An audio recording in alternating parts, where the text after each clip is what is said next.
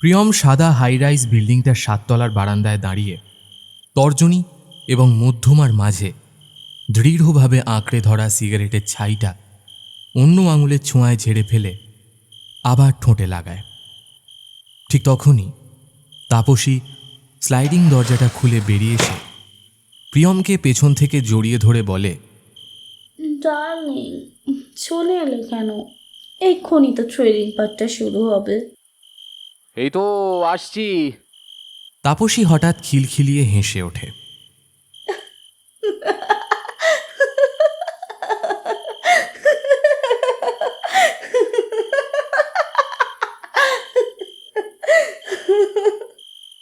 কি হলো, হঠাৎ হেসে উঠলে যে?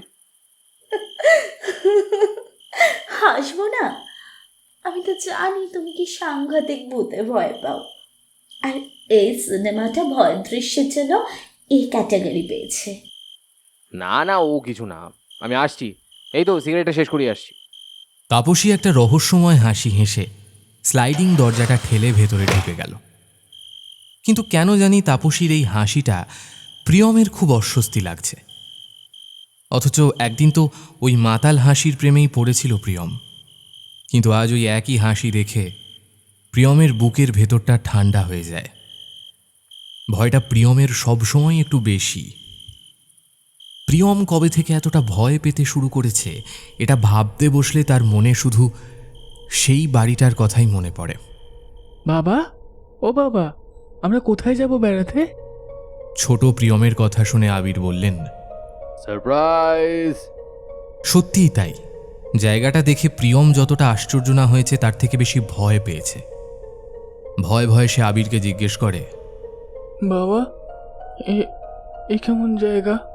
হ্যাঁ, কিন্তু প্রিয়মের কথাটা যেন ঠিক কানে যায় না আবিরের। একটা রহস্যময় হাসি আবিরের চোখে মুখে রয়েছে। প্রিয়ম আরো ভয় পায়। আবিরের এই চেহারাটা প্রিয়ম চেনে। কাঁপা কাঁপা গলায় প্রিয়ম বলে, ও বাবা, আমরা আমরা এখানে এসেছি কেন? হ্যাঁ, ও মা, বোকা ছেলে বলে কি? মায়ের কাছে আসার জন্য কোনো কারণ লাগে নাকি? 10 বছরের প্রিয়মের গলাটা আতঙ্কে শুকনো হয়ে আসে। সে শুকনো গলায় বলে, মা কোত্থেকে আসবে? মা তো কুয়োতে ঝাঁপ দিয়ে। চুপ চুপ, একদম চুপ। তোর এই সব কথা শুনে রুমা আসতে চায় না। আবির কেমন সতর্ক, চাপা স্বরে কথাগুলো বলে ওঠে। প্রিয়ম আবিরকে চিনতে পারে না। ভয়ে কাঠ হয়ে সে জিজ্ঞেস করে, ও ও ও বাবা, বাবা, তো তো- তো- তোমার গলাটা অমন শোনাচ্ছে কেন? ও বাবা, ও বাবা। আবির সাথে সাথে স্বাভাবিক স্বরে বলে, কই না তো, আমি তো ঠিক আছি, ঠিকভাবেই কথা বলছি। তোর কোথাও শুনতে ভুল হচ্ছে। প্রিয়ম কিছু বলে না। কি বা বলবে সে? প্রিয়ম বেশ মনে করতে পারে মাসখানেক আগেই তার মা রুমা তার বাবা আবিরের সাথে কথা কাটাকাটি করে বাড়ির পেছনের সুগভীর কুয়োটায় ঝাঁপ দিয়ে আত্মহত্যা করে। আবির সেদিনের পর থেকে কেমন যেন বদলে যায়। খায় না, ঘুমোয় না, প্রিয়মের সাথে খেলে না, এমনকি কান্না পর্যন্ত করে না। শুধু নিজেকে ঘরের মধ্যে বন্দি করে রাখে। তারপর হঠাৎ একদিন ঘর থেকে বেরিয়ে এসে আবির বলে, আমরা ঘুরতে যাব। জায়গাটা খুব যে একটা খারাপ তা নয়, কিন্তু বড্ড শান্ত। রাত হলেই একটা অদ্ভুত শোঁ শোঁ শব্দ হয়। বাড়িটা তখন ভীষণ ঠান্ডা হয়ে যায়। ছোট প্রিয়ম তখন চাদর দিয়ে নিজেকে ঢেকে ঠক ঠক করে কাঁপতে থাকে। আর ঠিক সেই সময় শোনা যায় আবিরের অট্টহাসি।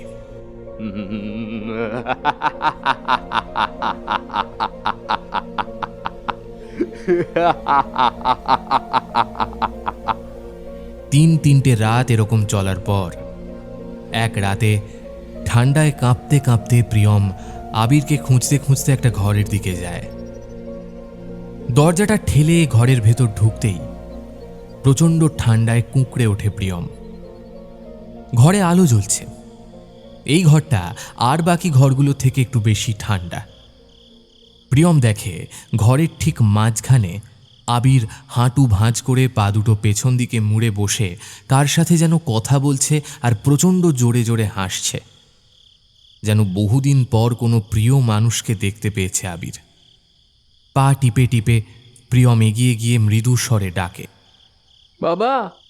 কিন্তু প্রিয়মের সেই ডাক শুনতে পায় না আবির। প্রিয়ম এবার একটু জোরে ডেকে ওঠে। বাবা। প্রিয়মের ডাকটা শুনে আবির একটু নড়ে চড়ে বসে। হাসি থামিয়ে আবির প্রিয়মের দিকে ফিরে তাকায়।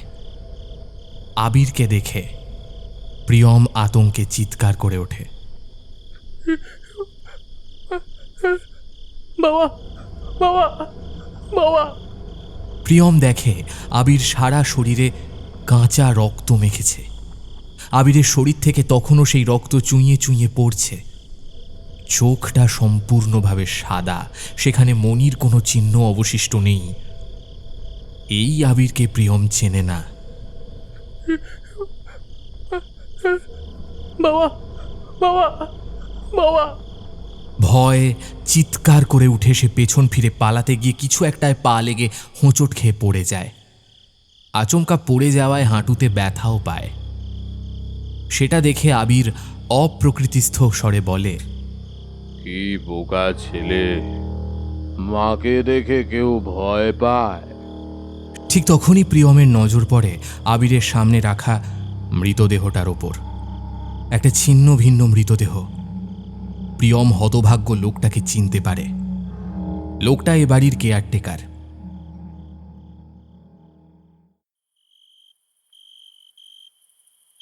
হাতে সিগারেটের ছ্যাঁকা লাগায়, হাত ঝেড়ে সিগারেটটা ফেলে স্লাইডিং দরজা ঠেলে ঘরে ঢোকে প্রিয়ম। ঘরের ভেতরটা প্রচণ্ড ঠান্ডা হয়ে আছে।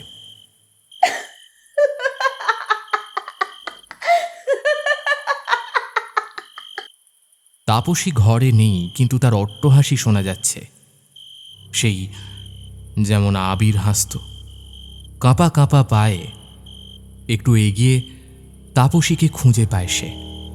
তাপসী অদ্ভুতভাবে হাঁটু মুড়ে পেছন দিক করে বসে আছে। প্রিয়ম সেখানে গিয়ে দাঁড়াতেই তাপসী তার দিকে ফেরে। না, ও তাপসী নয়, ও অন্য একটি মেয়ে। প্রিয়মের দিকে তাকিয়ে মেয়েটা পৈশাচিকভাবে হেসে উঠল।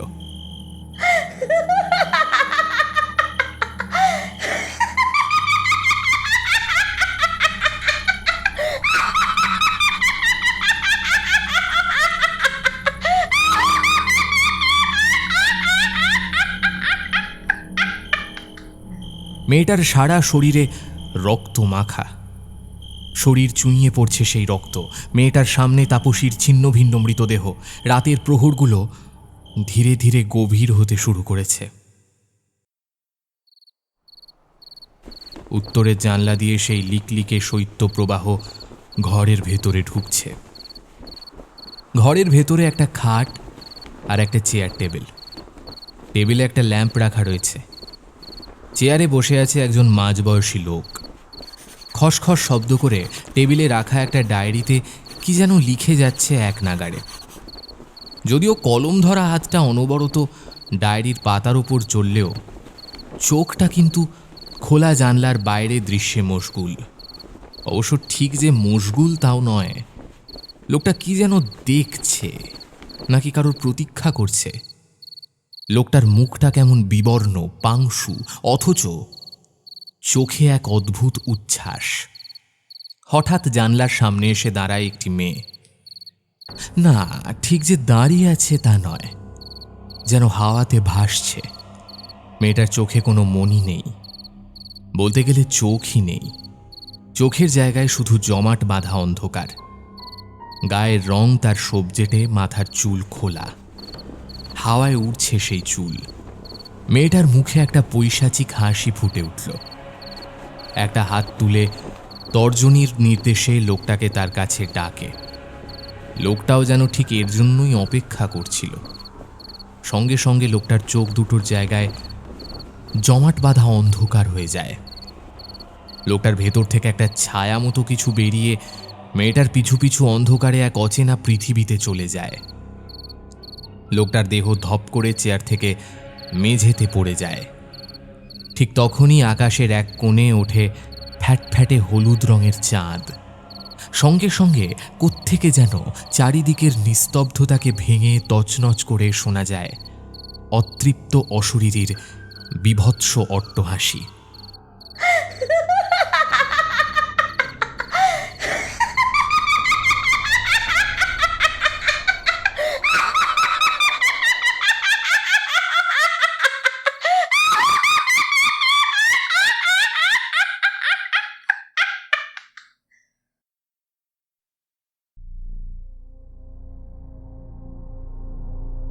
আমাদের চ্যানেলের সমস্ত গল্প শুনতে এক্ষুনি সাবস্ক্রাইব করুন আমাদের ইউটিউব চ্যানেলটিকে। বেল আইকনে ক্লিক করতে ভুলবেন না সমস্ত গল্পের আপডেট এবং নোটিফিকেশনস সবার আগে পাওয়ার জন্য। আপনারা বেল আইকনে ক্লিক করছেন তো? আমরা কিন্তু দেখতে পাচ্ছি আমাদের শ্রোতারা আমাদের গল্প শুনে আমাদের চ্যানেলটি সাবস্ক্রাইব করলেও বেল আইকনে ক্লিক করছেন না।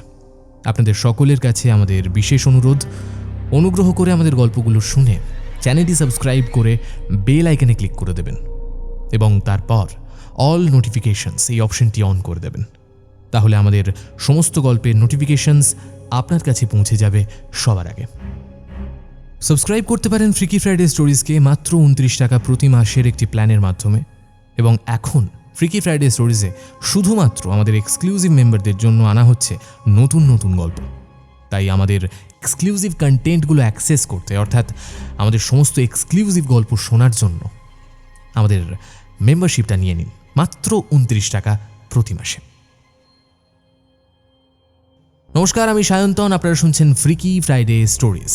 আজ ফ্রিকি ফ্রাইডে স্টোরিজে আপনারা শুনবেন লেখিকা তনিমা সাহার কলম থেকে একটি ভিন্ন স্বাদের ভয়ের গল্প, বনকুহলির বাংলোতে। আজকের গল্প পাঠ ও গল্পের সূত্রধার আমি Sayantan.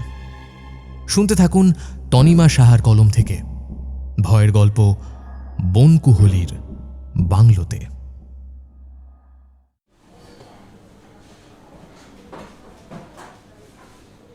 Santa Cruz health and care হাসপাতালটা অন্যান্য আর 5টা দিনের মতোই ব্যস্ত। কেউ নাইট ডিউটি সেরে ফিরছে, কেউ ডে ডিউটিতে জয়েন করছে, কেউ বা ওভারটাইম কাজ করছে। আর পেশেন্ট রিলিজ বা নতুন পেশেন্ট ভর্তির কাজ তো লেগেই আছে। এরকম একটা ব্যস্ত সময় হাসপাতালের সব কর্মচারীরা একটা পরিচিত খটখট শব্দ শুনে বেশ তটস্থ হয়ে যায়। সমীর হাসপাতালে সাফাই কর্মী হিসেবে আজ নতুন জয়েন করেছে। শোরগোল করতে থাকা কর্মীরা হঠাৎ সব চুপ হয়ে যায়। হাতের ওয়াইপারটা পাশের দেওয়ালে দাঁড় করিয়ে রেখে গৌতম হেসে বলে, এখন ঘড়িতে তো 3:30 বাজে। তার মানে ডাক্তার অধিরাজ গোস্বামীর আসার সময় হয়ে গেছে, তাই সবাই এরকম করছে। কে এই ডক্টর অধিরাজ গোস্বামী? গৌতম আগের মতোই হেসে বলে, আহা, একটু অপেক্ষা করোই না, এক্ষুনি দেখতে পাবে। গৌতমের কথা শেষ হওয়ার সাথে সাথে গলায় স্টেথোস্কোপ ঝোলানো একজন দীর্ঘদেহী স্যুট বুট পরা ভদ্রলোক গটগট করে সামনের দিকে হেঁটে চলে গেলেন। ভদ্রলোক চলে যেতেই গৌতম বলে উঠল, এই হলেন আমাদের ডাক্তার গোস্বামী। সমীর গৌতমকে জিজ্ঞেস করে, খুব রাগী বুঝি? গৌতম অমায়িক হেসে বলে, না না, উনি খুব ভালো মানুষ, ওনার তো দয়ার শরীর। আমি আজ 5 বছর হলো হাসপাতালে কাজ করছি, আজ পর্যন্ত কখনো ডাক্তার গোস্বামীকে কারোর ওপর রেগে কথা বলতে দেখিনি। 39 বছর বয়স ভদ্রলোকের, কিন্তু এক ফোঁটাও বোঝা যায় না। 39? আমি ভাবলাম 37 কি 38 হবে। এটাই তো ভাই বড় লোকদের ব্যাপার। ডাক্তার গোস্বামীর বাবাও অনেক বড় ডাক্তার ছিলেন। কপাল ভাই, কপাল কপাল করলে তবে এমন বাবা পাওয়া যায়।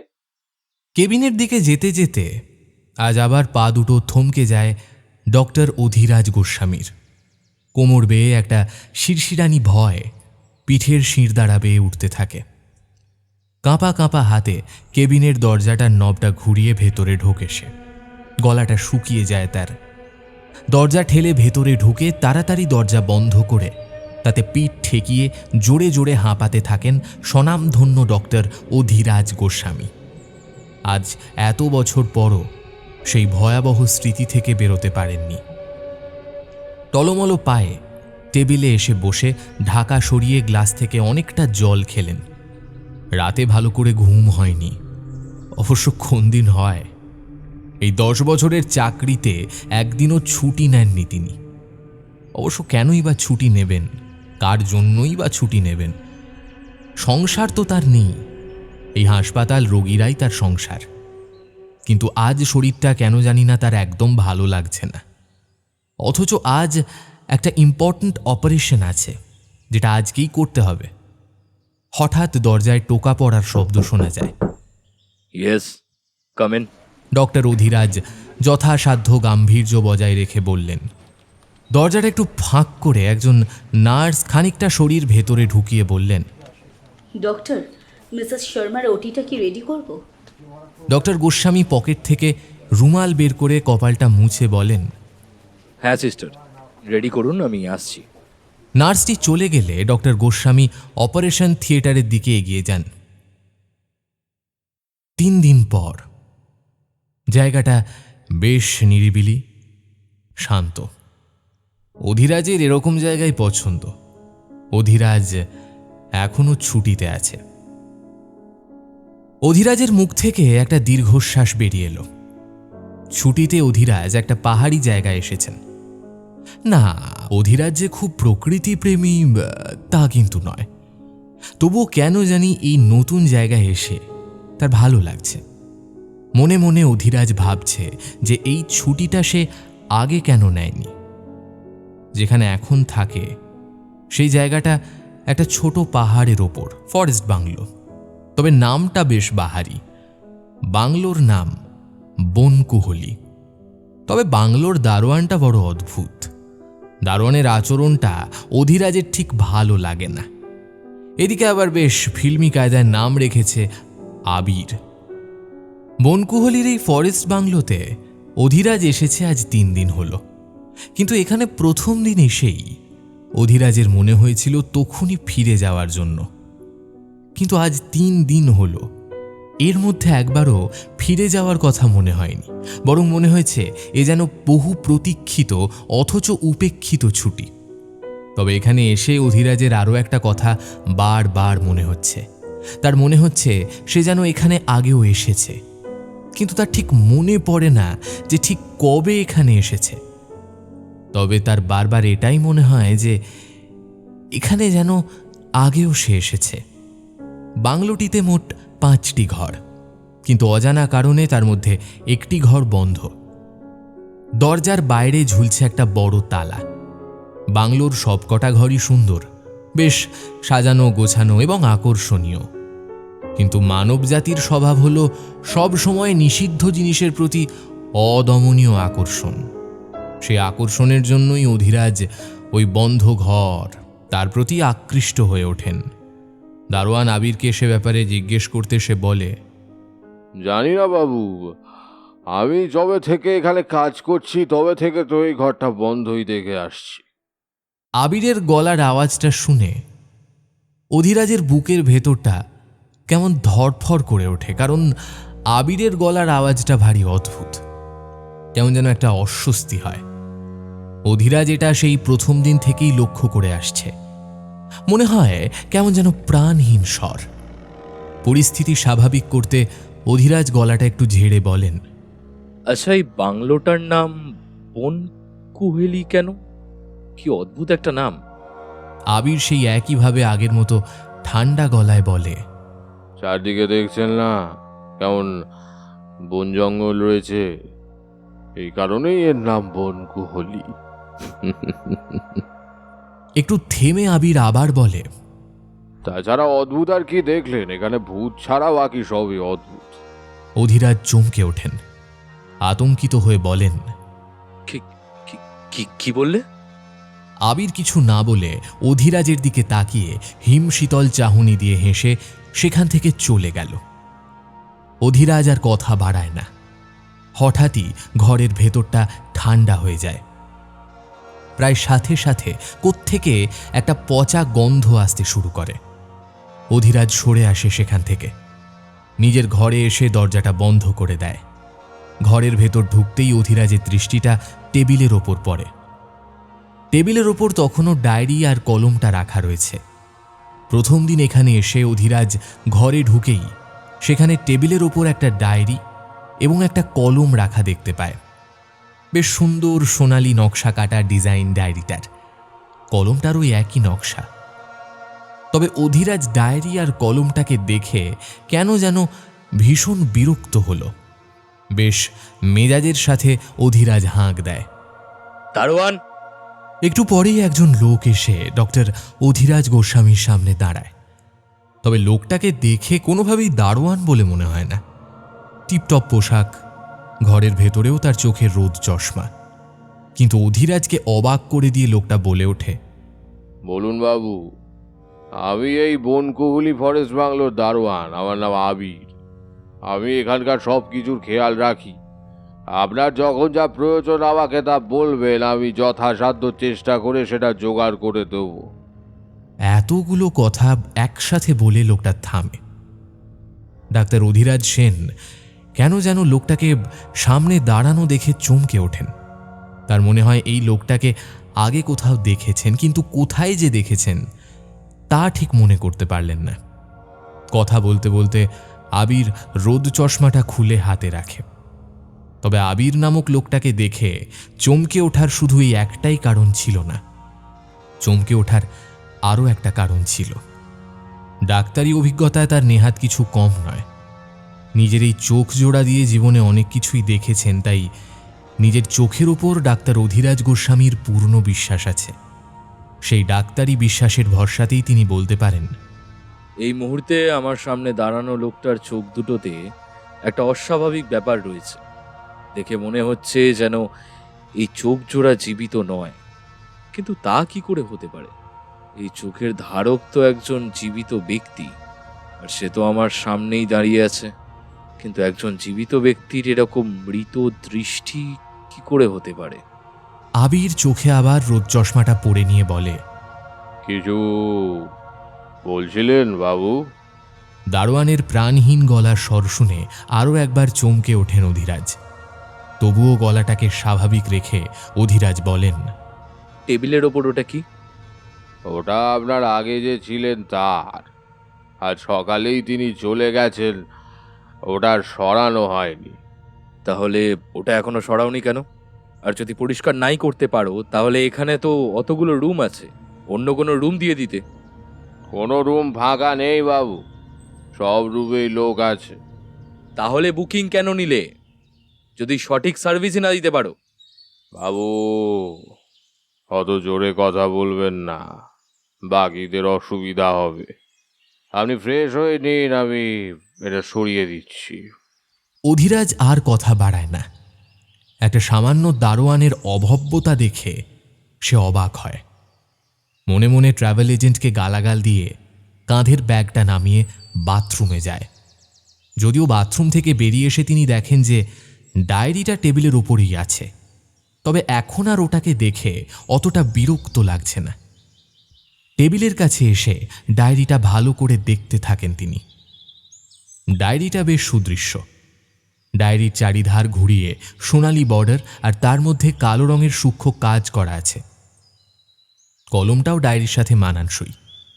অধিরাজের মনে হয় যেন ডায়েরিটা তাকে ডাকছে। এগিয়ে গিয়ে ডায়েরিটা হাতে নিয়ে পাতাগুলো উল্টাতে গিয়ে অধিরাজ দেখে ডায়েরিটা একদম নতুন, ঝকঝকে।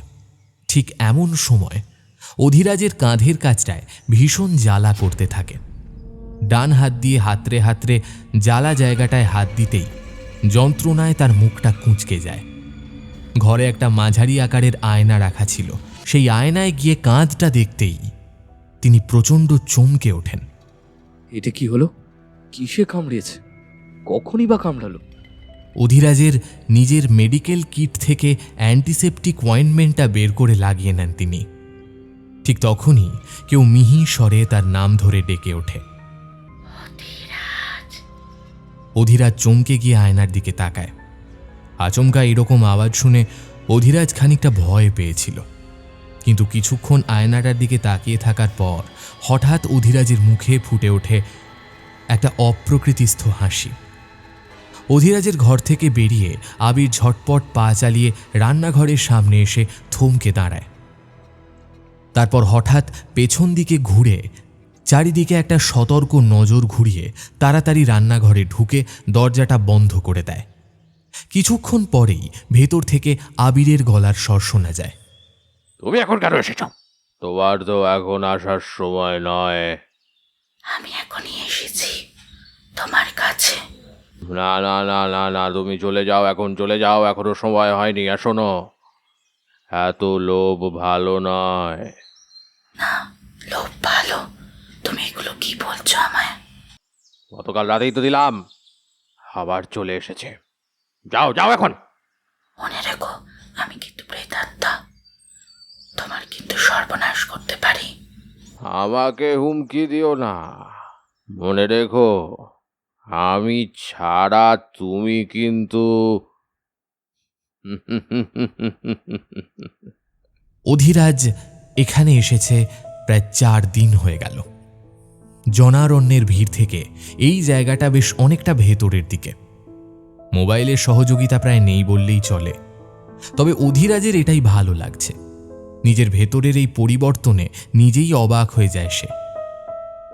দিন দিন যেন জায়গাটার প্রতি আকর্ষণ বেড়ে যাচ্ছে তার। রাত অনেক গভীর।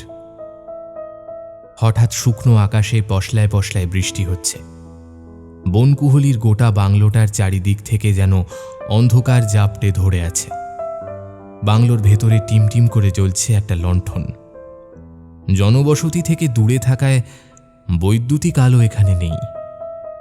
কিছুক্ষণের মধ্যেই রাতের গাঢ়তা পরতে পরতে বাড়তে থাকে। ঠিক এমন সময় কোত্থেকে যেন একটা শোঁ শোঁ করে শব্দ শোনা যায়।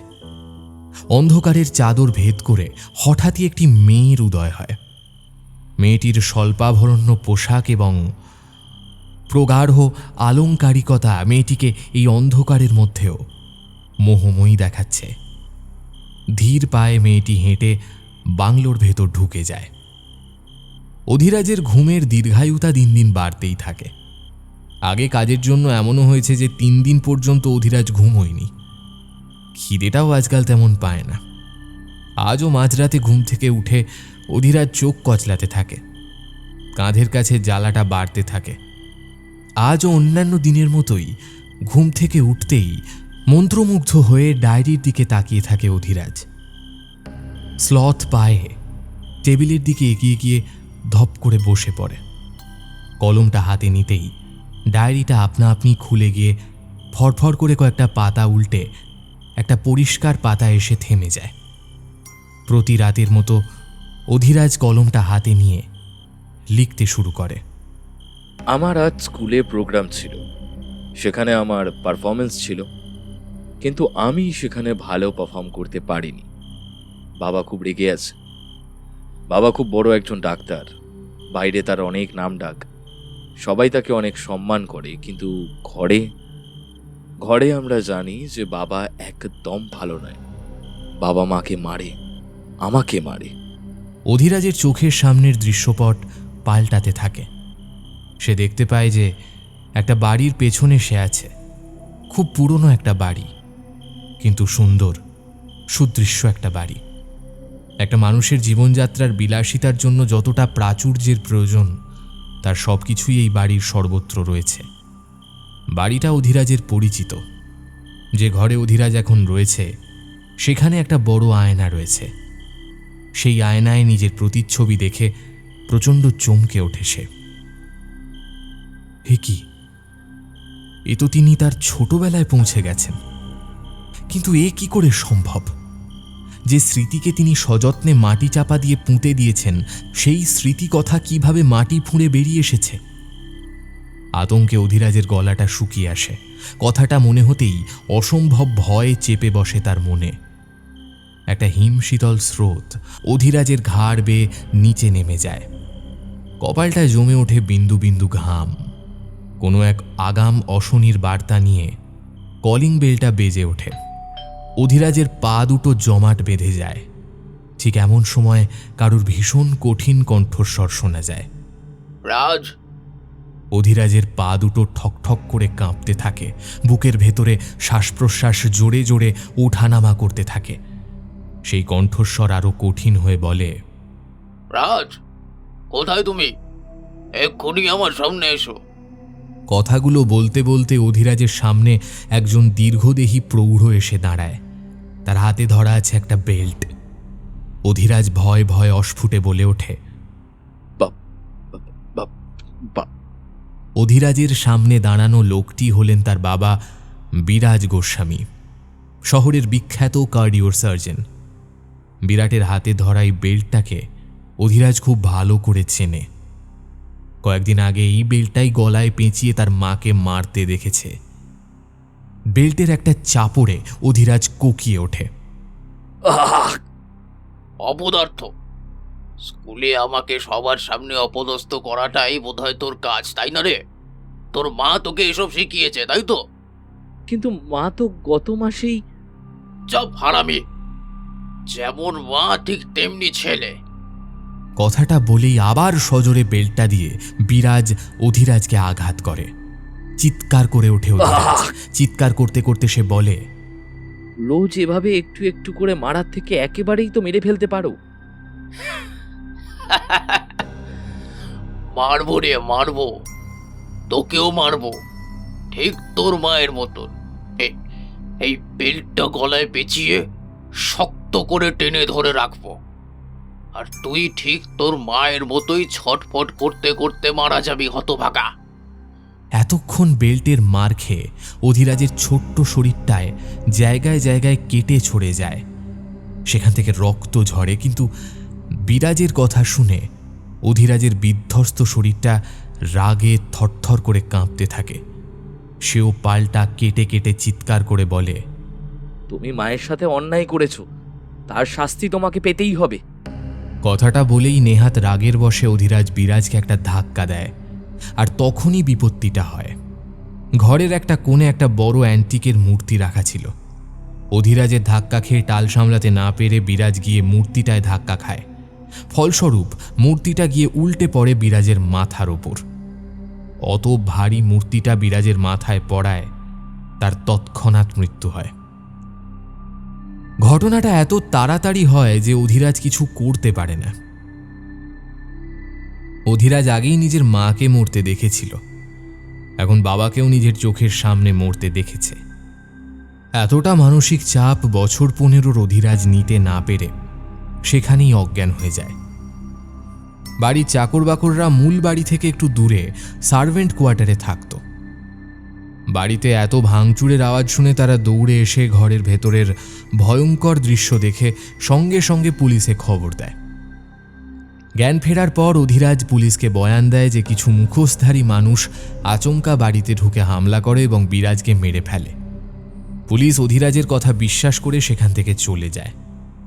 অধিরাজের মুখে ফুটে ওঠে একটা অপ্রকৃতিস্থ হাসি। এতটা লিখে অধিরাজ কলম তুলে বসে। সারা শরীরে তার অসহ্য ব্যথা। কেউ যেন তাকে বেল্ট দিয়ে চাপকে চাপকে মেরেছে। যখন যন্ত্রণায় সে কোকাচ্ছিল, ঠিক সেই সময় একটা মেয়েলি মিহি গলায় কেউ বলে ওঠে, এখনই তোর এই অবস্থা, আরো যে এখনো বাকি আছে। কথাটা বলেই সেই মেয়েলি কণ্ঠ পৈশাচিক অট্টহাসিতে ফেটে পড়ে।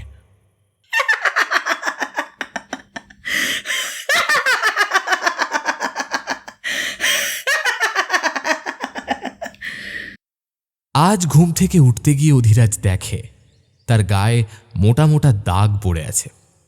শরীরটাও বেশ দুর্বল লাগছে। শরীরের দাগগুলোতে হাত দিয়ে সেখানে প্রচণ্ড জ্বালা অনুভব করে। জ্বালা সহ্য করতে না পেরে চিৎকার করে উঠল অধিরাজ।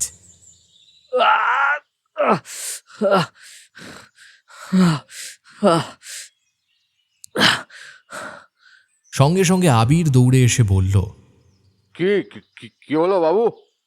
আবিরের চোখে আবারও সেই রোদ চশমা। তার গলার স্বর প্রাণহীন হলেও তাতে এখন আর অধিরাজ চমকে ওঠে না। অধিরাজ বলে, শরীরটা ভালো লাগছে না, কি ব্যথা হচ্ছে। আপনি উঠুন উঠুন, স্নান করুন, তারপর খেয়ে নিন। কথাটা বলে আবির যেভাবে এসেছিল ঠিক সেভাবেই চলে গেল। কিন্তু অধিরাজ লক্ষ্য করল না যে ঘর থেকে বেরোনোর সময় আবিরের ঠোঁটে একটা অদ্ভুত হাসি লেগেছিল। অধিরাজ কোনো রকমে বিছানা ছেড়ে বাথরুমে যায়। মুখ ধুয়ে গায়ে জল ঢালতেই চিৎকার করে ওঠে সে।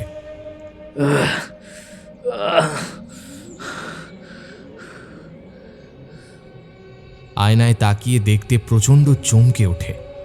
এই কদিনে চোখ মুখের একই অবস্থা। এতটা রুগ্ন তো সে ছিল না। ঠিক তখনই কাঁধের কাছটায় নজর যেতেই আতঙ্কে নীল হয়ে ওঠে সে। কাঁধের ঘায়ের জায়গাটা ছড়িয়েছে, এখন গোটা কাঁধটাতেই দগদগে ঘা। খেতে বসে অধিরাজ নিজের খাবারের পরিমাণ দেখে নিজেই অবাক হয়। এত খাবার তো আমি কখনোই খাইনি, তাহলে আজ কি করে এত খাবার খাচ্ছি? বাবু, খাবার ঠিক আছে তো? অধিরাজ তখন দুহাত দিয়ে মুঠো করে খাবার নিয়ে মুখে পুরছে। সেই অবস্থাতেও মুখ ভর্তি খাবার নিয়ে অধিরাজ বলে, চা বানিয়েছো না আবির? মনে হচ্ছে আরো খাই। লোভী দৃষ্টিতে খাবারগুলোর দিকে তাকিয়ে অধিরাজ বলে, আচ্ছা, ওইটা কি আবির? ওটা তো বাবু আপনার সবচেয়ে পছন্দের খাবার। ওরা তো রক্ত। ওদিকে কলকাতায় শালিনী, স্যারের সাথে কন্ট্যাক্ট করতে পেরেছিস রে? ডক্টর অধিরাজ গোস্বামীর অ্যাসিস্ট্যান্ট মৃণাল বলে। শালিনী বলে, না, আমার কাছে তো কোনো খবরই নেই। তাছাড়া স্যারের অ্যাসিস্ট্যান্ট হলে কি তুমি, আর স্যারের খবর থাকবে আমার কাছে, বলো? হ্যাঁ, তা ঠিক। তবে স্যার তো আজকাল তোর সাথেই থাকে বেশি।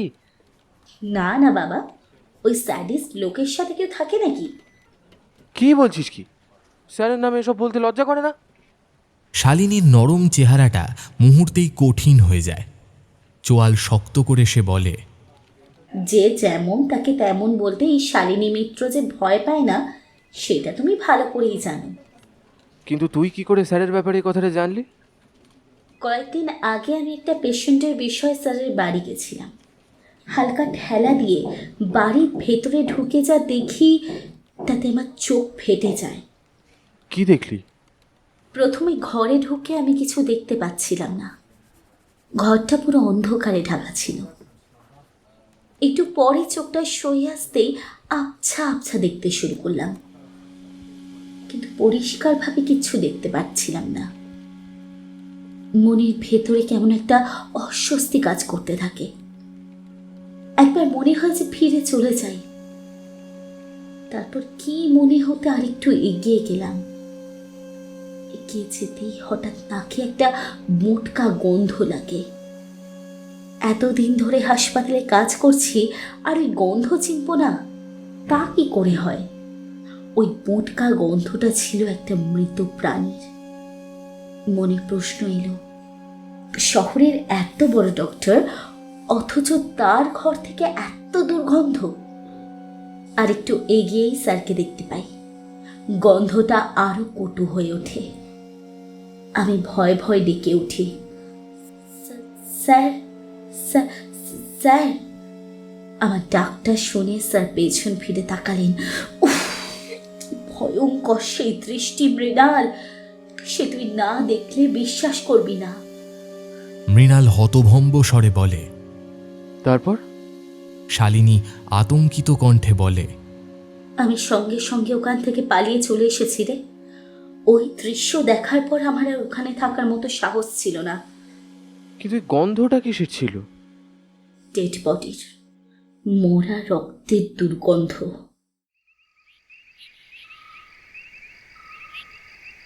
বনকুহলির বাংলোতে তখন মাঝরাত। সারা আকাশ জুড়ে ঘুটঘুটে অন্ধকার।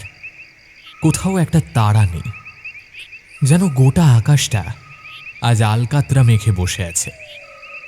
বাংলোটার বাইরে রয়েছে বেশ খানিকটা ফাঁকা জায়গা, আর ঠিক তার পরেই একটা সুগভীর ঢালু জমি। কিন্তু জমিটার কোনো অংশই দেখা যায় না। একটা অগভীর ঝোপের জঙ্গল জমিটাকে পুরোপুরি ঢেকে রেখেছে। দেখে মনে হয় কেউ বা কারা সুনিপুণভাবে জায়গাটাকে লোকচক্ষুর আড়াল করতে চেয়েছে। ঢালু জমিটার থেকে কোনো রাত পাখি কর্কশ কণ্ঠে নিজের অস্তিত্বের জানান দিতে থাকে। ঠিক সেই সময় বাংলোর দরজায় একটা খট করে আওয়াজ হয়। আওয়াজটা যে খুব বেশি জোরে হয়েছে তা নয়, কিন্তু এই নিস্তব্ধ সাম্রাজ্যে ওই সামান্য শব্দটুকুও যেন নিনাদের মতো শোনায়। দরজাটা খুলতেই ঘরের ভেতরের আলো বাইরে একটা ক্ষীণ রেখার সৃষ্টি করে। রেখা সামান্য প্রশস্ত হয়ে আবার অন্ধকারে মিলিয়ে গেল। অন্ধকারের মেলার মধ্যেও একটা জমাট বাঁধা অন্ধকার বাংলোর চৌহদ্দি পেরিয়ে ধীরে ধীরে সামনের ঢালু জমিটার দিকে এগোতে থাকে। ঠিক সেই সময় আকাশের এক কোণে প্রচণ্ড জোরে বিদ্যুৎ চমকে ওঠে। বিদ্যুতের ঝকমকে আলোয় লোকটাকে চেনা যায়। লোকটা আবির। তার চোখে এখন রোদ চশমাটা নেই। ঢালু জমিটার সামনে এসে দাঁড়াতেই আকাশে আরও একবার বিদ্যুৎ চমকে উঠল। সেই জোরালো আলোতে দেখা গেল আবিরের চোখ দুটো বন্ধ। না, শুধু যে বন্ধ তা না, চোখ দুটোকে সেলাই করে বন্ধ করা হয়েছে। আকাশে মেঘের প্রচণ্ড গর্জন। ঠিক তখনই অগভীর ঝোপের জঙ্গল থেকে আচমকায় কিছু একটা পাখি ডানা ঝাপটাতে ঝাপটাতে উড়ে গেল অন্য প্রান্তে। আবিরের সামনে উদয় হয় এক কায়াহীন ছায়া। সেই কায়াহীন ছায়াটা ফ্যাসফ্যাসে গলায় বলে, কেন ডাকলি আমায়? আবির কোনো কথা বলল না, কিন্তু তা সত্ত্বেও তার গলার আওয়াজ শোনা গেল। এক অদ্ভুত শিরশিরানো স্বরে আবিরের বন্ধ মুখ থেকে কেউ বলে ওঠে, আর কতদিন আমায় আটকে রাখবে? এবার আমায় মুক্তি দাও। ওই দলা পাকানো ছায়াটা বিকট গলায় হেসে ওঠে।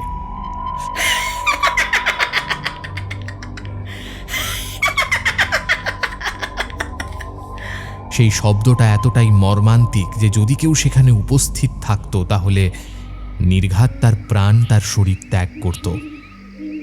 কিন্তু আবির তো আর। অন্ধকারের দলা পাকানো ছায়াটাকে হাসতে দেখে আবির আবার কঠিন স্বরে বলে ওঠে, তোমার নতুন শিকার তো তৈরি, তাহলে আমায় মুক্তি দিতে তোমার আপত্তি কোথায়? আমাকে গলা দেখাবি না। আমার সামনে কথা বলার সময় গলা নামিয়ে কথা বলবি। আবার যদি এমন অবাধ্যতা দেখি, নিজের চোখ দুটোর কথা মনে আছে তো? ঠিক কেমন ভাবে কুবলে নিয়েছিলাম। অশরীরীর কথাটা শুনে আবিরের গোটা দেহে যেন বিদ্যুতের ঝটকা লাগলো। আবির আবার বলল, তোমার শিকার তো তৈরি, তাহলে আমায় মুক্তি দিচ্ছ না কেন? শেষের কথাগুলো বলার সময় আবিরের গলাটা কেঁপে ওঠে। কায়াহীন অশরীরীটা একটা কর্কশ খ্যানখ্যানে গলায় বলে ওঠে, হবে, তোর মুক্তি হবে, কিন্তু মুক্তির সময় এলে আবার মুক্তি নিতে নাকচ করবি না তো? আবির একটু অবাক হয়। খানিকটা সন্দেহ নিয়ে সে বলে, মুক্তি দিতে নাকচ করব কেন?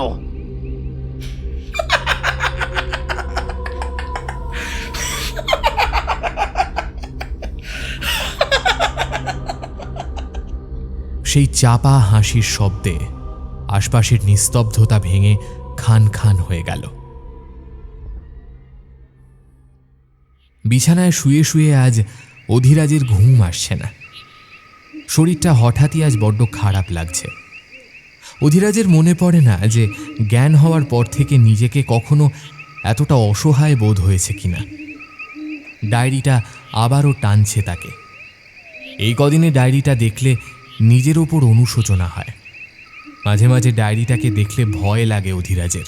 তার মনে হয় ডায়েরিটা যেন চুপিসারে এতদিন ধরে যত্ন করে আড়াল করে রাখা সমস্ত গোপন সত্য জেনে যাচ্ছে। অধিরাজ একজন ডাক্তার, তাই তার এই হঠাৎ বিষম শরীর অসুস্থতার কারণটা সে ঠিকই বুঝতে পারছে। তার অসুস্থতার মূল কারণ হল রক্তাল্পতা। হ্যাঁ, এটাই তার অসুস্থতার মূল কারণ। কারণ এখানেই অধিরাজের সন্দেহটা জাগছে বেশি। অধিরাজ এখানে আসার পর যেমন ঘুমের পরিমাণ বেড়েছে, তেমনি এখানে আসার পর নেহাত কম খাওয়া দাওয়াও করে না। স্বল্পাহারী অধিরাজের এখানে আসার পর থেকে কোনো এক অজানা কারণে খিদে প্রায় চতুর্গুণ বেড়ে গেছে। প্রথমে ভেবেছিল নতুন জল হাওয়ায় এসেছে, তাই হয়তো এরকম অদ্ভুত সব পরিবর্তন এসেছে। কিন্তু তাহলে তো শরীরে রক্তাল্পতা আসবে না, বরং খাওয়া ঘুম ঠিক থাকার জন্য শরীর সুস্থ থাকবে, চনমনে থাকবে। কিন্তু সেই জায়গায় অধিরাজ দিন দিন দুর্বল থেকে দুর্বলতর হয়ে যাচ্ছে। আরও একটা জিনিস লক্ষ্য করেছে সে, কাঁধের ঘাটা শুকিয়ে যাওয়ার ঠিক পরেই আবার ঠিক সেখানেই অজানা কারণে একই রকমভাবে ঘায়ের সৃষ্টি হয়ে যায়। আর এই জায়গাটা এমনই এক জায়গা যে এখানে কোনো চিকিৎসা ব্যবস্থা নেই। এভাবে চলতে থাকলে খুব শিগগিরই মারা পড়বে অধিরাজ। শুয়ে শুয়ে এসব চিন্তা করছিল সে, ঠিক সেই সময় অধিরাজের চোখ যায় টেবিলের ওপর রাখা ডায়েরি আর পেনটার দিকে। ঠিক তখনই অধিরাজের মনে পড়ে গতকাল রাতে ডায়েরি লিখতে গিয়ে পেনের কালিটা মাঝে মাঝে আটকে আটকে যাচ্ছিল। মনে হচ্ছে পেনটা খুব শীঘ্রই শেষ হয়ে যাবে। আগামীকাল আবিরকে বলে একটা পেন আনাতে হবে, মনে মনে বলে অধিরাজ। চিন্তাভাবনার মাঝে আবার অধিরাজের চোখে পড়ে ডায়েরিটা। অদ্ভুত একটা টানে অধিরাজ এগিয়ে যায় টেবিলের দিকে। পেনটা হাতে নিয়ে অধিরাজ গড়গড়িয়ে লিখতে থাকে। বাবা মারা যাওয়ার ঘটনাটা শুধু আমি জানতাম, কিন্তু অদ্ভুত কাণ্ড, বাবা মারা যাওয়ায় আমার কোনো কষ্ট হয়নি, বরং একটা অপার্থিব পরিতৃপ্তি পেয়েছিলাম। আমি এখন আমার মামার বাড়িতেই থাকি। মামা একা মানুষ। মামাকে বলেছি আমি ডাক্তার হব। সময় পেরোয় নিজের মতোই। আমিও বড় হলাম। মেডিকেল এন্ট্রান্সে আমার ফল ভালো হলো। কলেজে ভর্তি হতে আরও কিছুদিন বাকি আছে। ইদানিং একটা বিড়াল প্রায় পাঁচিল টপকে মামার বাড়িতে ঢুকছে। আমার বিড়ালটাকে দেখলেই খুব রাগ হয়। কেন জানি না, বিড়ালটাকে দেখলে মেরে ফেলতে ইচ্ছে করে, কিন্তু যতবারই বিড়ালটাকে মারতে চাই ততবারই সেটা পালিয়ে যায়। তাই এবার বিড়ালটাকে মারার জন্য ফাঁদ পাতলাম, এবং বোকা বিড়ালটা আমার পাতা ফাঁদে পা দেয়। ফাঁদে আটকা পড়ে সে তার কি ছটফটানি, ঠিক যেমন বলি দেওয়ার আগে ছাগলটা ছটফট করে।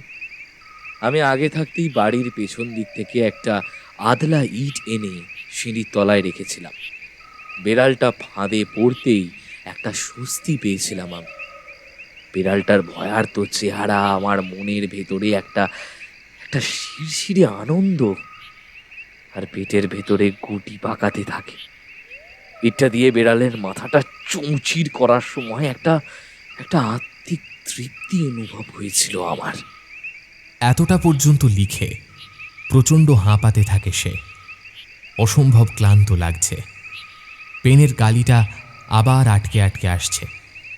ডায়েরিটার পেছনের পাতায় পেনের নিবটাকে জোরে জোরে ঘষতে লাগলো, কিন্তু আর একটুও কালি পেনটা থেকে বেরোলো না। পেনের কালি কি তবে শেষ? না, আজ আর লিখতে পারবে বলে মনে হচ্ছে না। বড্ড ক্লান্ত লাগছে। তার মাথাটা আমার মাথাটা এত ব্যথা করছে কেন? মনে হচ্ছে যেন ভারী কিছু আমার দিকে মাথাটা মারা হয়েছে। ঠিক ঠিক যেমন করে ওই বিড়ালটাকে মেরেছিলাম। আর সহ্য করতে পারছি না। কথাগুলো বলতে বলতে যন্ত্রণায় কাতরাতে কাতরাতে অজ্ঞান হয়ে যায় সে। ঠিক এমন সময় কোত্থেকে একটা বেড়াল টেবিলের সামনে জানলাটায় বসে অচৈতন্য অভিরাজের দিকে তাচ্ছিল্যের দৃষ্টিতে তাকিয়ে থাকে। তারপর জিভ দিয়ে নিজের থাবা চাটতে থাকে। তারপর যেমনভাবে এসেছিল ঠিক তেমনভাবেই চলে যায়।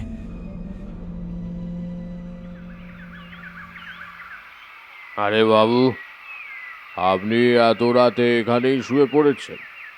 সকালে চড়া রোদের ঝাপটা ঘুমন্ত অধিরাজের মুখের উপর পড়তেই ঘুমটা ভেঙে গিয়েছিল। ঠিক তখনই আবির সকালের চা নিয়ে ঢোকে। ঘুমের ঘোরটা তখনও কাটেনি। আবিরের কথার উত্তর না দিয়ে অবিরাজ বলে, আবির, এই পেনের কালিটা বোধহয় শেষ হয়ে যাচ্ছে, আরেকটা পেন দিও তো। আজ আবির রোদ চশমা পরেনি। চোখ দুটো মরা মাছের মতো ফ্যাকাশে তার। অধিরাজের মনে হলো আবিরের নিষ্পৃহ চোখ দুটো যেন দপ করে একবার জ্বলে উঠে আবার নিভে গেল। আবিরের মুখে যেন ফুটে উঠেছিল এক পলক পাশবিক হাসি। অধিরাজ দেখে আঁতকে ওঠে। তার ভয়ার্ত মুখ দিয়ে আবিরের মুখের হাসি আরো প্রশস্ত হল। খ্যানখ্যানে গলায় আবির বলে ওঠে, নতুন পেন দিয়ে আর কি হবে, এই কালিটাই তো যথেষ্ট। আর কালি যদি শেষ হয়ে যায় তাহলে জানবেন আপনার সময়ও। এইটুকু বলে আবির চায়ের কাপটা নামিয়ে রেখে ফিরে যায়। কিন্তু কথাটা শুনে অধিরাজের গোটা শরীরটা ঠান্ডা হয়ে যায়। একটা জিনিস অধিরাজ লক্ষ্য করে, আবির যখনই এই ঘরে ঢোকে তখন গোটা ঘরটা ঠান্ডা হয়ে যায়। এখন তো মাঝে মাঝে ওই বন্ধ ঘরটা থেকে কেমন গুমড়ানো গর্জনের শব্দ ভেসে আসে। একদিন অধিরাজ দেখেছিল আবির চুপি চুপি ওই বন্ধ ঘরটায় ঢুকেছে। তখনও তার শরীর এতটা খারাপ ছিল না। আবিরকে সেই বিষয়ে জিজ্ঞেস করায় কেমন যেন চমকে উঠেছিল। তারপর থেকেই কেমন হঠাৎ করে তার শরীরটা খারাপ হতে শুরু করে। অধিরাজ হাতড়ে হাতড়ে বাংলোর বাইরে এসে দাঁড়ায়। আকাশটা ভীষণ মেঘলা করছে। আজকাল প্রচণ্ড বৃষ্টি হচ্ছে এখানে। প্রথম কয়েকদিন কিন্তু এমন ছিল না। এখানে এসে পৌঁছনোর পর যে পাহাড়ি নিস্তব্ধতা প্রথম দিন ডক্টর অধিরাজ গোস্বামীকে স্বস্তি দিয়েছিল, সেই শান্তি, সেই নিস্তব্ধতা এখন তার অসহ্য লাগে। মনে হচ্ছে এখান থেকে পালিয়ে গেলে ভালো হয়, কিন্তু সেটা যে কোনোভাবেই সম্ভব নয়। হঠাৎ অধিরাজের মনে আসে, আচ্ছা, আমি তো শুধু 3 দিনের ছুটি নিয়ে এসেছিলাম, কিন্তু আজ তো প্রায় 7 দিন হয়ে গেল। হাসপাতাল থেকে নিশ্চয়ই খোঁজ পড়ে গেছে। মোবাইলটা কোথায় রেখেছি? কথাটা মনে আসতেই ক্লান্ত শরীরটা নিয়ে সারা ঘর ওলট পালট করেও অধিরাজ মোবাইলটা কোথাও খুঁজে পায়নি। না খাটের ওপর, না ব্যাগের ভেতরে, না পরনের জামার ভেতরে, না টেবিলের ওপর, কোথাও নেই। অথচ অধিরাজের স্পষ্ট মনে আছে যে সে মোবাইলটা সব সময় পরনের প্যান্টের পকেটে রাখে আর ঘুমানোর সময় বালিশের পাশে নিয়ে শোয়ে। কিন্তু সেখানেও তো নেই মোবাইলটা। তাহলে এখন বাইরের জগতের সাথে কি করে যোগাযোগ করব? মাথায় হাত দিয়ে ভাবতে থাকে অধিরাজ। মনে মনে বলে, আমি তো তাহলে এখানে আটকে গেলাম। কথাগুলো ভাবতেই আতঙ্কে কেঁপে ওঠে সে। এই গোস্বামী স্যারের কি ব্যাপার বলতো? আগে তো ছুটিই নিতেন না, এখন এমন ছুটি কাটাচ্ছেন যে ফেরার নামই করছেন না। ক্যান্টিনে চা খেতে খেতে জুনিয়র ডাক্তার অস্মিতা বলল। হাতের কাপটা নামিয়ে রেখে স্যান্ডউইচ একটা কামড় দিয়ে সাহানি বলল, হ্যাঁ রে, ঠিক বলেছিস, সেদিন শালিনীও বলছিল। অস্মিতা গলাটা নামিয়ে বলে, কোন শালিনী? সেই যে স্যারের সাথে যার। ওই জন্যই বলছিল, জানিস, যারা স্যারের অ্যাপয়েন্টমেন্ট নিয়ে রেখেছিল তারা নাকি খুব হল্লা করেছিল। কিছু পেশেন্টকে তো সিনিয়র ডক্টরদের কাছে ট্রান্সফার করা হয়েছে, কিন্তু কিছু পেশেন্ট পার্টি গো ধরে বসে আছে যে তাদের অপারেশন শুধু গোস্বামী স্যারের হাতেই করাবে। ব্যাস, ওই নিয়েই ঝামেলা হচ্ছে। কিন্তু যাই বলিস না কেন, স্যারের হঠাৎ করে এই অন্তর্ধানটা অতটাও স্বাভাবিক নয় যতটা স্বাভাবিক দেখাচ্ছে। ক্যান্টিন ছেড়ে খানিকটা এগিয়ে গিয়ে ডান দিকে ঘুরলেই স্টাফ রুম। সেখানে মৃণাল উত্তেজিত হয়ে ফ্রন্ট অফিসের স্টাফদের চিৎকার করে বলছে, আপনি এতটা গাফিলতি কি করে করতে পারেন? একটা ইনফরমেশনও রাখেননি। এখন যদি তিনি কোনো অসুবিধায় পড়েন তাহলে আমাদের সাথে যোগাযোগ করবেন কিভাবে? মৃণালকে রেগে মেগে স্টাফ রুম থেকে বেরোতে দেখে কি হয়েছে জিজ্ঞেস করায় মৃণাল বলল, আর বলিস না, সব কটা অকর্মণ্য লোক বসে রয়েছে ফ্রন্ট ডেস্কে। কেন, কি হয়েছে? স্যার কোথায় গেছে সেই তথ্য সংক্রান্ত কাগজটা কোথায় যেন হারিয়ে ফেলেছে। বোঝ একবার কাণ্ডটা। আরে চিন্তা করিস না, যেমন গেছে ঠিক তেমনই ফিরে আসবে। না রে, মনটা বড্ড কু গাইছে। কেন জানি মনে হচ্ছে স্যার ভালো নেই। একেই বলে ট্রু অ্যাসিস্ট্যান্ট।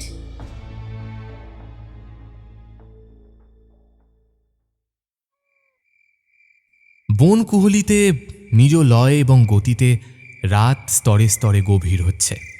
বাংলোর ভেতরে এক অপার শূন্যতা। মনে হচ্ছে যেন পাহাড়ের এক কোণে মৃত পাথরের মতো দাঁড়িয়ে থাকা বনকুহলির বাংলোটা তার নিবাসী সহ নিজেকেও নিয়ে ঘুমের সমুদ্রে ডুবে গেছে। কোত্থেকে যেন একটা বেড়াল চাপা পায়ে হেঁটে এসে অধিরাজের ঘরে ঢুকে টুপ করে লাফিয়ে ওঠে তার বিছানায়। তারপর ভয়ঙ্কর দৃষ্টিতে অধিরাজের মুখের দিকে তাকিয়ে থাকে।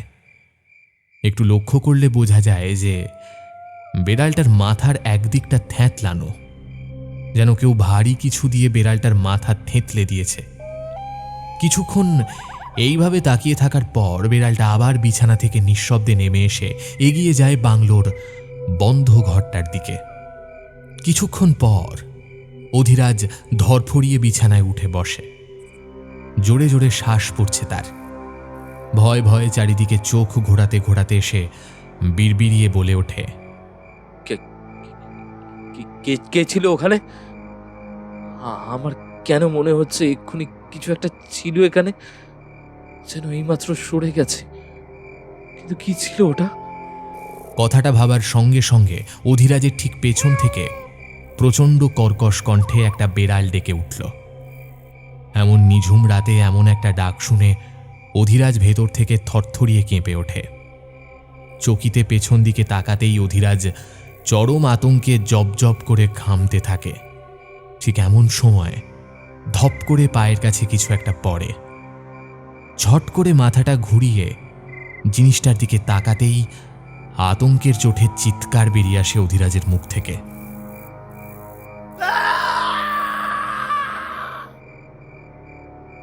জিনিসটা একটা মাথা, একটা মানুষের কাটা মাথা। এই মাথাটাকে অধিরাজ খুব ভালো করে চেনে। জিনিয়ার মাথা। কথাটা মনে হতেই প্রচণ্ড মানসিক চাপে অধিরাজ অজ্ঞান হয়ে বিছানাতেই লুটিয়ে পড়ে। ঠিক তখনই বাংলোর বাইরের ঢালু জমি থেকে একটা বীভৎস অট্টহাসি শোনা যায়, যা রাতের নিস্তব্ধতাকে ভেঙে খান খান করে দেয়।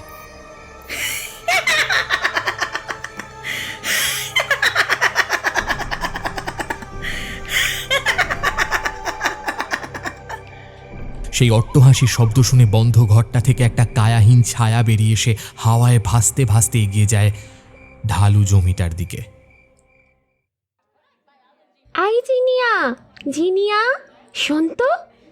ক্লাস সেরে রিয়া তাড়াতাড়ি বেরিয়ে এসে জিনিয়াকে বলে।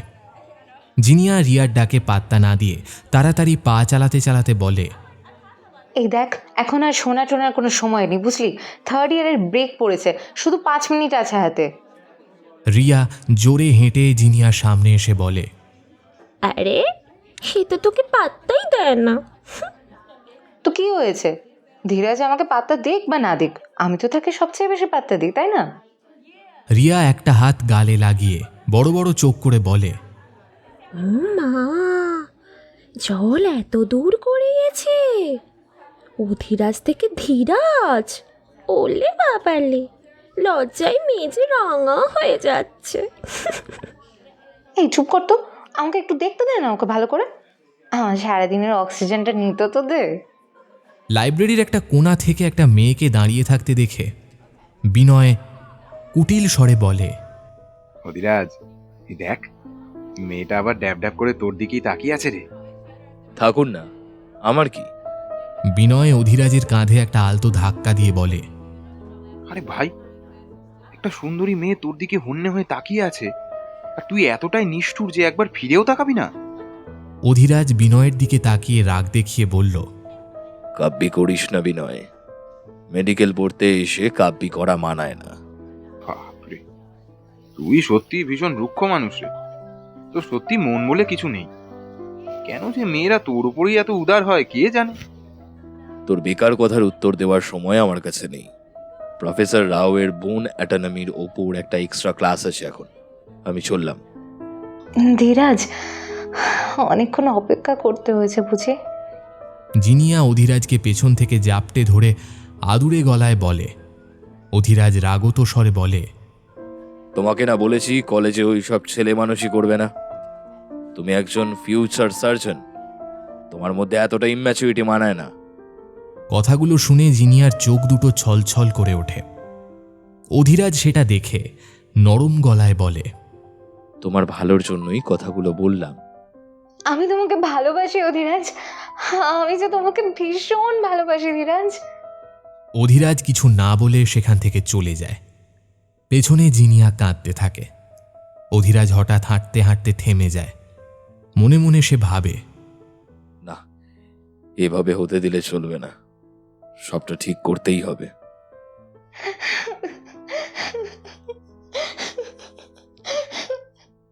হঠাৎ তার মনে হয় যে তার সামনে কেউ এসে দাঁড়িয়েছে। মুখ তুলে ওপর দিকে তাকাতেই জিনিয়ার মুখে হাসি ফুটে ওঠে, কিন্তু পরক্ষণেই তার চোখে মুখে ফুটে ওঠে বীভৎস আতঙ্কের ছায়া। আকাশের আলো বুঝে এসেছিল। জায়গাটা লোকজনের ভিড় ভাট্টা থেকে বেশ দূরেই, তাই একটু চুপচাপ। জিনিয়া হাত দিয়ে মুখ ঢেকে প্রচণ্ড ভয়ে চিৎকার করে ওঠে, কিন্তু চিৎকারটা শেষ হওয়ার আগেই ধপ করে একটা শব্দ হলো। পরদিন কলেজে আসার পর বিনয় প্রায় ছুটে তার কাছে এসে বলে, জানিস সেই ফার্স্ট ইয়ারে জিনিয়া নামে যে মেয়েটা ছিল না, তাকে নাকি গতকাল বিকেল থেকে পাওয়া যাচ্ছে না। অধিরাজ পিঠের ব্যাগটা রাখতে রাখতে বলে, কোন জিনিয়া? আরে সেই মেয়েটারে, আরে যে সবসময় তোর দিকেই তাকিয়ে থাকতো, সেই মেয়েটাই তো জিনিয়া। অধিরাজ অলসভাবে বিনয়ের দিকে তাকিয়ে বলে, ও। তারপর ধীরে ধীরে ক্লাসের দিকে এগিয়ে যায়। বিনয় অধিরাজের চলে যাওয়ার পথে তাকাতে গিয়ে দেখে অধিরাজের বাঁ হাতে একটা ব্যান্ডেজ বাঁধা আছে। বিড়বিড়িয়ে বলে ওঠে, এর আবার হাতে চোট লাগলো কি করে? আজকের রাতটা বড় ভয়ঙ্কর হয়ে উঠেছে। হঠাৎই কোনো পূর্বাভাস ছাড়াই সন্ধ্যার পর থেকে প্রচণ্ড বেগে ঝড়ের তাণ্ডব শুরু হয়েছে। মাঝে মাঝে বিকট শব্দে মেঘ গর্জন করে উঠছে, সাথে ঝিরঝিরে বৃষ্টি হচ্ছে। নতুনপুরের মেডিকেল কলেজের পেছন দিকে একটা ঢালু জমি আছে। সেই ঢালু জমির একটা দিকে কেউ মাটি খুঁড়ছে। বিদ্যুতের আলোয় দেখা গেল সেই লোকটা আর কেউ নয়, সে হলো অধিরাজ। প্রায় ফুট 6 মতো একটা গর্ত খুঁড়ে তাতে রক্তমাখা পলিথিনের প্যাকেটে করে ভারী কিছু ঠেলে নিচে ফেলে দেয়।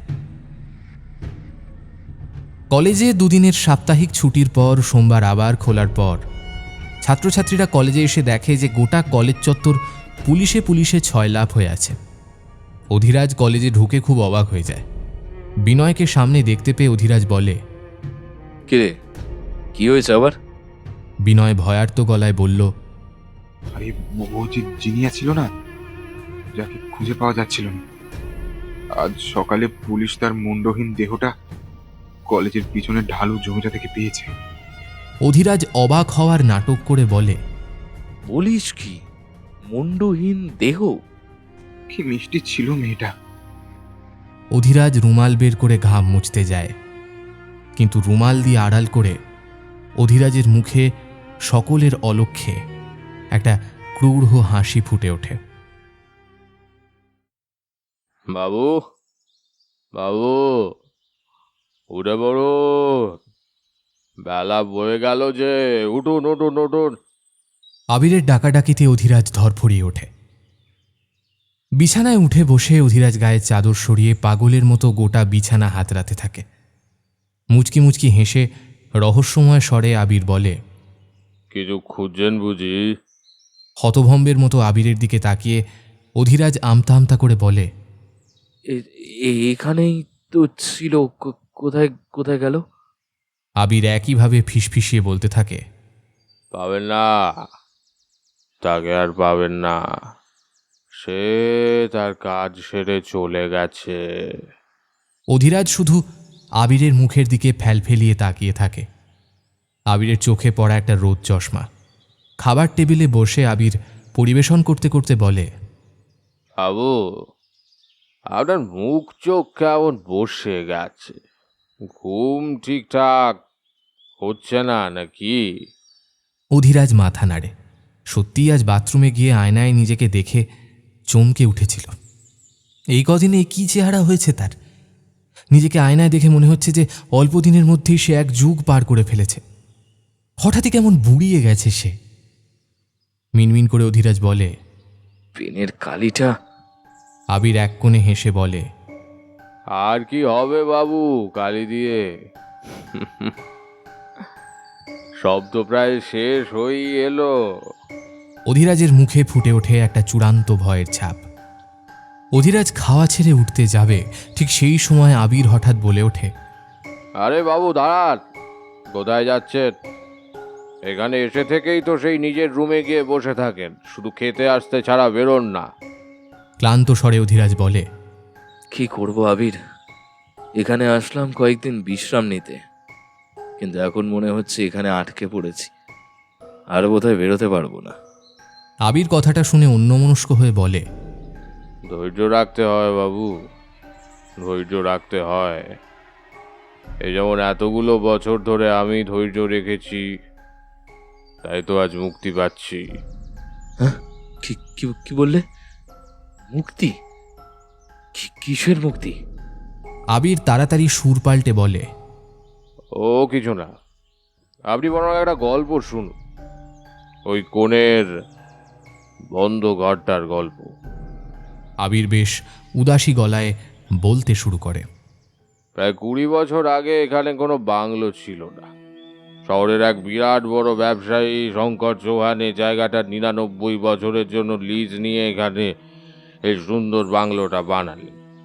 জায়গাটা বনকুহলির জঙ্গলের ঘেরা হওয়ায় বাংলোটার নাম দেন বনকুহলির বাংলো। কয়েকদিন পর শহর ছেড়ে নিজের স্ত্রী আর মেয়েকে নিয়ে এখানে এসে থাকতে শুরু করেন। কিন্তু সেই লোকটার চরিত্র বা চিন্তা ভাবনা কোনোটাই ভালো ছিল না। লোকটার কুদৃষ্টি ছিল তার সদ্য যুবতী মেয়ের দিকে। লোকটার স্ত্রী এই বিষয়টা নিয়ে ভীষণ অশান্তি করতেন। লোকটা আসলে নিজের লালসা পূর্ণ করার জন্য মা মেয়েকে এই নির্জন জায়গায় নিয়ে আসে। কিন্তু মেয়ে একদিন মায়ের আঁচল ছাড়া হলো। মেয়েটার মায়ের একটা ভয়ঙ্কর হার্ট অ্যাটাক হয় এবং তিনি মারা যান। এরপর থেকে লোকটা আরও অমানুষ হয়ে ওঠে। প্রায় প্রতিদিনই লোকটা মেয়েটাকে উত্ত্যক্ত করত। মেয়েটা অনেকবার এই বাংলো থেকে পালানোর চেষ্টা করেছে, কিন্তু দুর্ভাগ্যবশত প্রতিবার ধরা পড়ে যেত, আর তারপর তার কপালে জুটত প্রচণ্ড মার। কিন্তু একদিন মেয়েটা তার যন্ত্রণা সইতে না পেরে আত্মহত্যার পথ বেছে নেয়। সেদিন প্রচণ্ড ঝড় বৃষ্টি হচ্ছিল, কিন্তু এই লোকটা এতটাই নৃশংস ছিল যে মৃত মেয়েটার দাহ সংস্কার পর্যন্ত করে। তাকে বাংলোর সামনের ওই ঢালু জমিটার মধ্যে পুঁতে দেয়। 2 দিন পর এক রাতে লোকটা যখন মদ খেয়ে উত্তাল হয়ে বিছানায় পড়েছিল, তখন হঠাৎ নিজের গলায় একটা ভীষণ চাপ অনুভব করে। তাড়াতাড়ি চোখ খুলতে সামনে কাউকে দেখতে পায় না, কিন্তু এক অজানা একটা ভয় সারা রাত আর ঘুমোতে পারেনি লোকটা। পরদিনই লোকটা পালিয়ে যায় শহরে। এর বেশ অনেকটা পর এখানে একটা পরিবার আসে থাকতে, কিন্তু গল্পটা শোনাতে শোনাতে আবির হঠাৎ থেমে যায়। অধিরাজ গল্পটা শুনতে শুনতে বিভোর হয়ে গিয়েছিল, তাই সে বলে ওঠে, কি হলো? থেমে গেলে কেন? কি হলো সেই পরিবারটার? আবির চোখ থেকে রোদ চশমাটা সরিয়ে নেয়। আবিরের পাতা শুদ্ধ সেলাই করা বন্ধ চোখ দেখে অধিরাজ চরম আতঙ্কে চিৎকার করে ওঠে। আবির খ্যাসখ্যাসে গলায় বলে, এই যে এই পরিণতি, সেদিনের সেই নিরীহ মেয়েটা আজ প্রেতাত্মা। এখানে যারা আসে তারা কেউ সোজা মানুষ হয় না। আমিও যেমন ছিলাম না, আপনিও যেমন নন। নিজের বাবাকে হত্যা করেছেন, একটি নিরীহ মেয়ে জিনিয়াকে নির্মমভাবে হত্যা করেছেন। আমি নিজে কত লোককে ঠকিয়ে তাদের কষ্টার্জিত টাকা নিয়ে এখানে পালিয়ে এসেছি। তাই তো সে আমাকে অর্ধমৃত করে রেখে এই বাংলোয় পাহারায় বসিয়েছে। অধিরাজ আতঙ্কিত হয়ে চিৎকার করে ওঠে, অর্ধমৃত, এই কথার মানে কি? আর আর আর- আর কে করেছে তোমার এই অবস্থা? কে সে? আবির আবারও খ্যাসখ্যাসে গলায় বলে ওঠে, আমাকে ভুল বুঝছেন বাবু, আমি তো না বেঁচে আছি, না তো মারা গেছি, তাই তো অর্ধমৃত হয়ে আমি রয়ে গেছি। কিন্তু আজ আমার মুক্তি হবে, আমি মুক্তি পাবো। অধিরাজ মরিয়া হয়ে জিজ্ঞাসা করে, কে কার কথা বলছো? দুঃস্বপ্ন, তার নাম দুঃস্বপ্ন। কথাটা অধিরাজের কানে যাওয়ার পর হঠাৎ তার শরীরে এক অদ্ভুত পরিবর্তন হয়। হঠাৎ টেবিল থেকে কাঁটা চামচটা তুলে নিয়ে আমূল গেঁথে দেয় আবিরের গলার একপাশে। তারপর পরক্ষণেই কাঁটা চামচটা গলা থেকে উপড়ে নিয়ে আরও অগন্তিবার আবিরের শরীরে বিঁধতে থাকে। রক্তে রক্তে গোটা জায়গাটা টকটকে লাল হয়ে যায়। কিছুক্ষণ পর অধিরাজ হাঁটু গেড়ে আবিরের ছিন্ন ভিন্ন দেহের সামনে বসে এক মনে কিছু বিড়বিড় করে। সারা শরীর তার তাজা রক্তে মাখামাখি হয়ে গেছে। ঠিক এমন সময় অধিরাজের সামনে কালো ঘন হয়ে দাঁড়িয়ে থাকে একটা ছায়া। ঠিক তারপরেই হাড় হিম করা এক নারী কণ্ঠ বলে ওঠে, অধিরাজ, দারোয়ানের দায়িত্বটা ভালো করে পালন কর। পরের দারোয়ান না আসা পর্যন্ত কিন্তু তোর মুক্তি নেই। কথাটা বলেই অশরীরী প্রেতাত্মা গোটা ঘর কাঁপিয়ে একটা পৈশাচিক অট্টহাসিতে ফেটে পড়ে।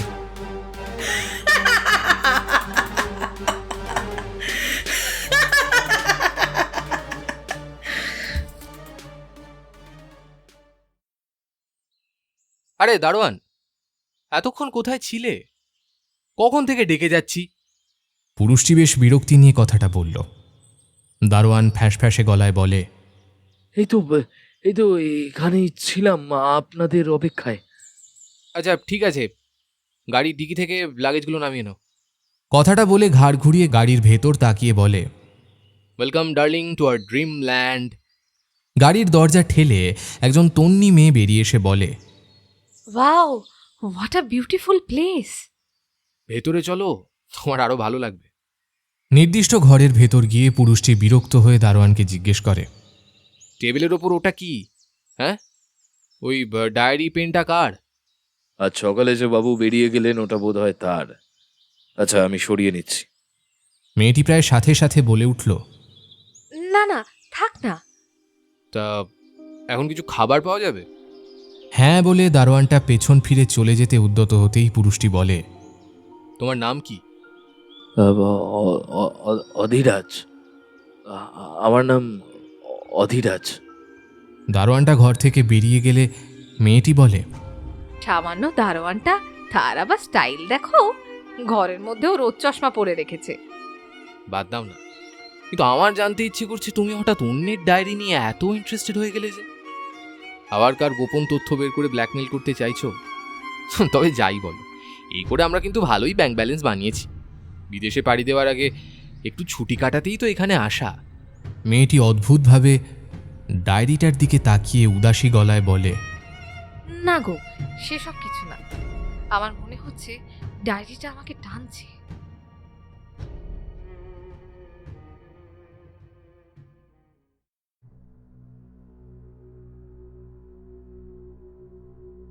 এতক্ষণ আপনারা শুনছিলেন বনকুহলির বাংলোতে, রচনা তনিমা সাহা। আজকের গল্প পাঠে ছিলাম আমি সায়ন্তন। অন্যান্য চরিত্রে আমার সাথে ছিল তৃষা, আর্য, শ্রীরূপ, শুভম, সৌরভ, শঙ্খ, নীল, রুবিনা এবং অস্মিতা।